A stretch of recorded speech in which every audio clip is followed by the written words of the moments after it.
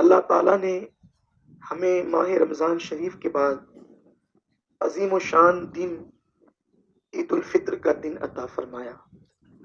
اللہ تعالیٰ نے اس دن کو یوم الانعام یعنی انعام کا دن رکھا، اور اس دن اللہ تبارک و تعالیٰ اپنے بندوں کی مغفرت فرما دیتا ہے۔ اللہ فرشتوں سے پوچھتا ہے، فرشتوں بتاؤ ان مزدوروں کے بارے میں تمہارا کیا خیال ہے کہ جس نے پوری مزدوری کی، کام پورا کیا، ان کو کیا مزدوری دینی چاہیے؟ فرشتے عرض کرتے مولا تو بہتر جانتا ہے کہ ان کی مزدوری کیا ہونی چاہیے۔ دنیا کا دستور تو یہ ہے کہ جب کوئی کام مکمل کرتا ہے تو اس کو مزدوری پوری دی جاتی ہے۔ میرا اللہ ارشاد فرماتا ہے کہ جب مزدور کام مکمل کر لیتا ہے تو اس کو مزدوری پوری دی جاتی ہے۔ اے فرشتوں، میرے بندوں نے تو کام مکمل کیا، یعنی چاند دیکھنے سے لے کر رمضان شریف کے روزے شروع کیے، چاند دیکھنے پر روزے ختم کیے، تراویح کا اہتمام چاند سے شروع کیا، چاند پہ ختم کیا، تلاوتیں کی، استغفار کیا، تسبیح کی، تحلیل کی، تکبیر کی، سارے کام انہوں نے انجام دیے۔ اب انہوں نے اپنے انداز سے سارے کام انجام دیے، میں نے انہیں آج گناہوں سے ایسا پاک کیا جیسے وہ ابھی اپنی ماں کے پیٹ سے پیدا ہوئے۔ ان کے سارے گناہوں کا خاتمہ کر دیا۔ اور فرشتوں یاد رکھو کہ آج وہ مجھ سے جو طلب کریں گے میں ان کو وہ سب کچھ عطا کروں گا، جو مجھ سے مانگیں گے میں ان کو ضرور عطا کروں گا، جو مجھ سے مانگیں گے میں ان کو ضرور دوں گا۔ یہ کون کہتا ہے؟ یہ وحدہ لا شریک کہتا ہے، جس کا اعلان ہے ان اللہ لا یخلف المیعاد، کہ اللہ اپنا وعدہ کبھی خلاف نہیں کرتا۔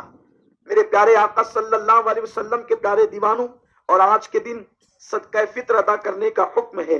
جو پہلے ادا کر دیں یہ بہتر ہے، لیکن جن لوگوں نے عید تک کے صدقہ فطر ادا نہیں کیا ان کے لیے آخری ٹائم وہ ہے کہ وہ عید کی نماز کے لیے نکلنے سے پہلے صدقہ فطر ادا کر دیں۔ یہ صدقہ فطر کیا ہے؟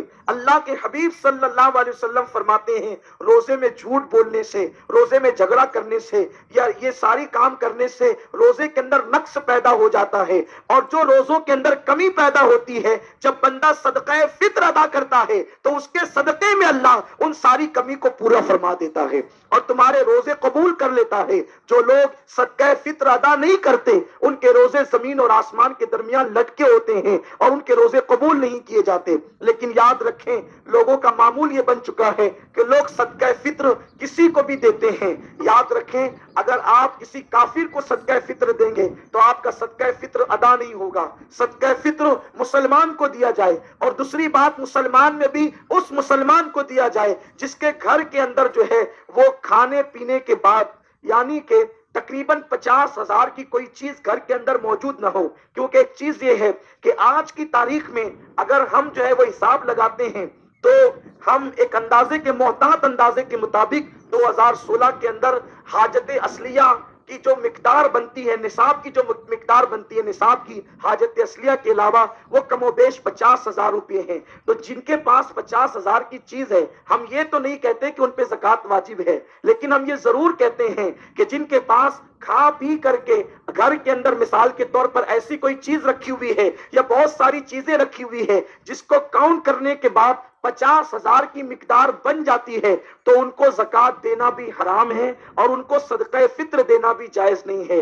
دراصل بات یہ ہے آج لوگ جو ہے شکایت کرتے ہیں سید صاحب ہم تو پوری زکوٰۃ پوری دیانت داری کے ساتھ نکالتے ہیں، صدقہ فطر بھی دیتے ہیں، لیکن پھر کیا بات ہے سال بھر نقصان ہوتا ہے، سال بھر پریشان رہتے ہیں، جبکہ اللہ رب العزت کے حبیب نے فرمایا جس نے پوری زکوٰۃ نکال دی ہے اللہ تبارک و تعالیٰ نے اس کے مال کو اپنے قلعے میں محفوظ کر لیا۔ تو جب ہم نے پوری زکوٰۃ نکال دی ہے تو پھر ہمارا نقصان کیوں ہوتا؟ یہ مندی کے مسائل، یہ معاملات کی پریشانی، یہ مشکلیں کیوں ہے؟ دراصل بات یہ ہے صرف زکوٰۃ نکالنے کی بات نہیں ہے، زکوٰۃ ادا کرنے کی بات ہے، اور زکوٰۃ ادا اس وقت ہوتی ہے جب حقداروں کے ہاتھ میں زکوٰۃ پہنچے گی۔ صحابہ کرام کی احتیاط کا عالم یہ تھا کہ صحابہ کرام یمن سے لے کر مدینہ منورہ تک کے غریبوں کو تلاش کرتے ہوئے آتے تھے، اگر ان کو پورے راستے پر کوئی زکوٰۃ کا مستحق نہیں ملتا تو وہ مدینہ منورہ تک سفر کیا کرتے تھے تاکہ وہ غریبوں کو، مستحقین کو زکوٰۃ ادا کریں۔ ہم کن ہاتھوں میں زکوٰۃ دیتے ہیں اس کا احساس ہمیں ہونا چاہیے۔ پیسہ تو ہمارا جا رہا ہے لیکن زکوٰۃ بھی ادا ہو رہی کہ نہیں ہو رہی ہے؟ مالدار حضرات جتنی دلچسپی مال کمانے میں لیتے ہیں، کاش کہ اس کا 1% وہ زکوٰۃ کے مسائل سیکھنے میں بھی لے لیں تو سال بھر کی پریشانی ان کی دور ہو جائے گی، سال بھر کی ان کی مشکلیں آسان ہو جائے گی۔ میرے پیارے آقا علیہ السلام کے پیارے دیوانوں، یہ تو میں نے سرسری طور پر ایک اشارہ کر دیا۔ عرض یہ کر رہا تھا کہ اللہ نے آج عید کا دن عطا فرمایا اور ہمارے یہاں خوشی کی بھی ایک حد ہے اور غمی کی بھی ایک حد ہے۔ اللہ فرماتا ہے وَالْحَافِظُونَ لِحُدُودِ اللَّهِ وَبَشِّرِ الْمُؤْمِنِينَ، ان کو بشارت دے دو ان مومنین کو جو اللہ کی حدوں کی حفاظت کرتے ہیں۔ اللہ نے غم میں بھی ایک حد متعین کی ہے اور خوشی میں بھی ایک حد متعین کی ہے۔ غم کے اندر یہ ہے کہ انسان غم میں کتنا بھی ڈوب جائے لیکن وہ ماتم نہیں کر سکتا، چہرہ نہیں پیٹ سکتا، نوحہ نہیں کر سکتا، چیخ چلا کر کے آواز نکال کر کے رو نہیں سکتا، یہ حرام ہے۔ اور خوشی میں کتنا بھی خوش ہو جائے تو وہ اللہ کی حد کو توڑ نہیں سکتا۔ ہمارے لیے عید کا دن بڑی خوشیوں کا دن ہے، مغفرت کا دن ہے، بخشش کا دن ہے، انعام خداوندی کا دن ہے، جو مانگو وہ مل جانے کا دن ہے۔ لیکن افسوس کی بات یہ ہے جن لوگوں نے مہینے بھر روزے رکھے اب وہ گناہوں کے اڈے ڈھونڈیں گے۔ یہ عید نہیں ہے۔ اگر ایسی عید کرتے ہو تو یہ وہ عید ہے۔ وہ پکنک پر جائیں گے اور عیاشیاں کریں گے۔ مہینے بھر جنہوں نے مسجد کو آباد کیا تھا وہ مسجدوں کو ویران کر دیں گے۔